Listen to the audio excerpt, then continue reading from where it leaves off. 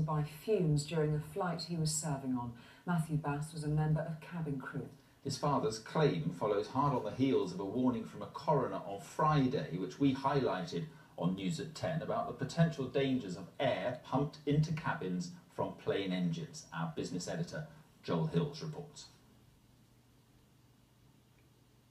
Matthew Bass worked as cabin crew for 2 airlines in a 15-year career. He died suddenly last January.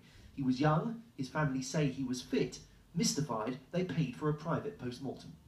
And when he came back, he found that Matthew had had chronic exposure to organophosphates. Now, any person who's sensible is, you don't get exposure to organophosphates by walking down the street. You don't get exposure to organophosphates by sitting on a bus.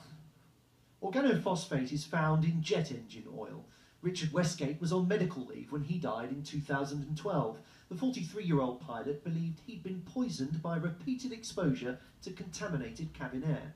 The senior coroner in Dorset is still investigating, but last week urged BA and the regulator to take action to prevent further deaths. This is a jet engine from the 1950s here at the Brooklands Museum, and it was designed so that air from the engine could be used to supply the cabin via this pipe here. Now, you may not realise it, but most modern aircraft work in exactly the same way. So if there is an oil leak in the engine, fumes can end up inside the aircraft. But at this time, if it is too heavy, the smoke in your area, go ahead and breathe through your sweater. This is what airlines call a fume event. It happened as an internal US flight landed back in 2009, the moment captured by a passenger. Well, it does smell like gas, I'll give it that. According to the regulator, in the last 5 years, pilots and crew have reported smelling fumes on 1,685 individual flights operated by British Airlines. Of these, 162 were described as oil-related.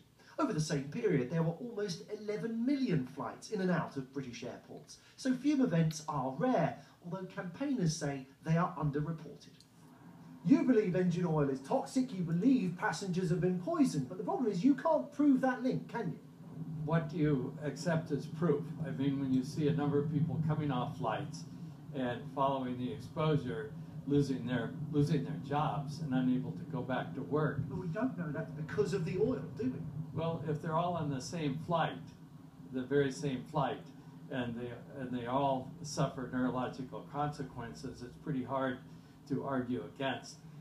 The Civil Aviation Authority declined our offer of an interview, but told us safety is paramount and that independent research does not support the existence of a significant threat to the health of crew and passengers. In Dorset, a senior coroner appears to disagree. Joel Hills, ITV News. Still come on tonight's